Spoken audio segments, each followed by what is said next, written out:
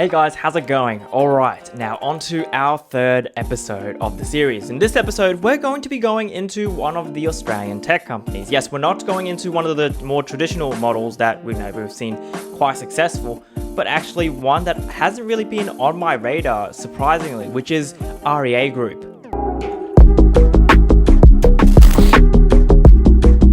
Now, the Melbourne-based REA Group was actually founded in 1995 and was formerly known as realestate.com.au Limited. Best known for their site, which is, well, within the name, and also realcommercial.com.au, where they did commercial real estate. Now, currently, they're the leaders in the property space in Australia with about 60% market share, with the rest being split up, well, predominantly with Domain and a few other smaller platforms.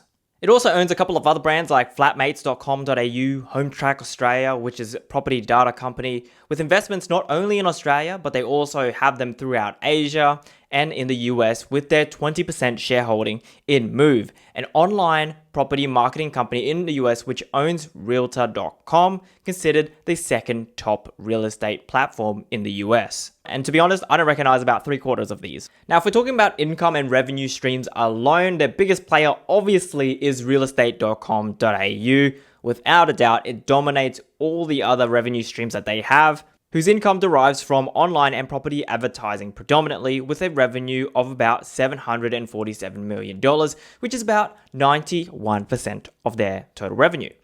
Their other 9% is derived firstly of their operations in the financing space in Australia, in particular with the Business Smart line, which has a partnership with NAB, which is why you see a NAB calculator at the bottom of each of the listings. You get to see if you're eligible for the home loans. And so in total, their financing operation brings in about $25 million.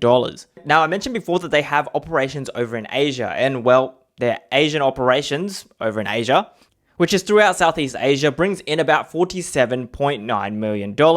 And well, their last revenue stream in North America is negative. So you can see here the group's operation is heavily reliant on the Australian property market with, the realestate.com.au platform, using the advertising, the listings, subscriptions, all those type of things. If there's no listings, there's no revenue streams. And guys, if you're enjoying this video so far, give it a like.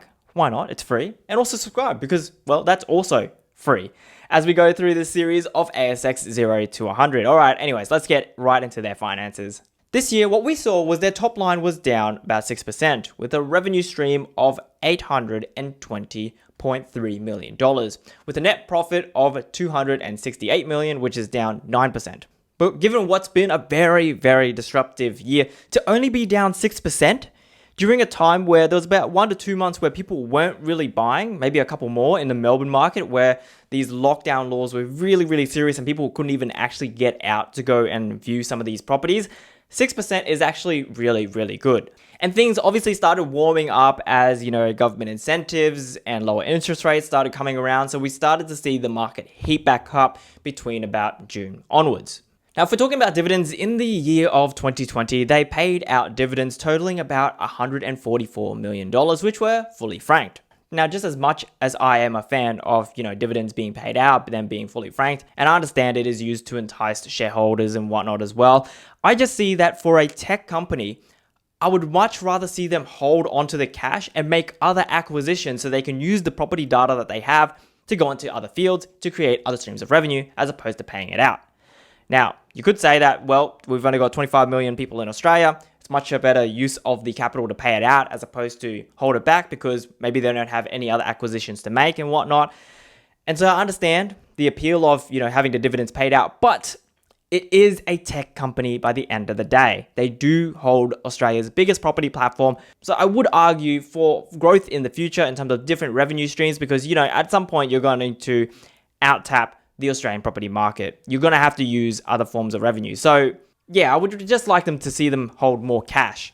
With that in mind though, their balance sheet is looking pretty good. They're in a positive and also have about $200 million in cash and cash equivalents. Now, what are my thoughts on the REA Group going into the future, hitting its, all-time highs? Now, in 2020, we saw it hit rock bottom lows at $66 a share. During the height of the pandemic panic in March, shares have increased slowly over 100% as the company continues to dominate the space and has hit the highs of 140 plus. Now, with those highs, we also have to remember that the share market is basically based on supply and demand. So obviously, at the moment, it's a very bullish market and a lot of people are trying to get into Australian tech companies. You've got Afterpay, you've got a couple of the WAS companies that you can get into, but I think to tap into the property market without actually investing into banks or investing into properties yourself, REA Group doesn't look like a bad investment at all, and it actually allows you to diversify into their multiple other streams of income that they could produce in the future. And by the way, it's a tech company, so you're not looking at those old traditional banking models and whatnot. So I understand the bullish case of why a lot of investors are looking at REA Group and looking to go into it rather heavy. In saying that though, I don't know if this is the growth monster that everybody possibly predicts. I think the share price will continue to climb, no doubt. But whether I think it's going to outpace some of our other companies or some of the US companies that you could invest in, I really don't know. Remember, a lot of it relies on the Australian property market. It already has 60% share. Do we go on to 70, 80? You know, how much more could they improve and how much more of the market share can they gather? And does it make that much of a difference? And for them to really make a big difference, I think the whole experience of viewing a property needs to change drastically over time. And I mean, they've done a very good job. I really enjoy the platform that they have already, but it needs to be a lot more immersive as well. If people aren't willing to go out to view properties, what other forms of technology are you willing to bring in? Is it VR or AR or I don't know what it's going to look like, but REA Group has to be at the forefront of that to make it happen and to really create buzz, create news for other people to come on to use their platforms who may have been using domain and whatnot before. And if they can get ahead in terms of the technology, they can charge a premium for that because, well, you know, they're going to bring in a lot more buyers who are using the technology and sellers will have no other choice but to come on that platform. And I think it's a win-win situation for everybody, right? Because for buyers, it means that they might not have to leave the home and risk getting any illnesses. For real estate agents, it could mean a higher conversion rate without having to hold all these open homes. And for the sellers, well, apart from incurring maybe a slightly higher advertising fee, it could also, you know, cause them a lot less stress having to stage the home and make sure that everything goes well. You film it one time, it's an immersive, 3D kind of experience for people, and then that's that. And like I mentioned before, another big point for them is the data that they have. They have so much data. Like each time you enter in a suburb, how many times people click onto certain homes, which agents are doing really well. There's a lot of data that they can sell off or leads that they can sell off, which I think they're already trialing with real estate agents selling off leads to those guys. And finance, I mean, they've only really slightly tapped that market given all the data and information they have onto one platform. If you can make it all in one, you know, you look for the home, you apply for the home loan, and then you get an approval within maybe a couple of days or whatnot, that would be golden. Like that would be a one-stop shop monster. So with all that being said, already being really dominant in the Australian real estate space, already making a really good experience that, you know, I want to be, whether I'm an investor buying my first home or selling a property as well.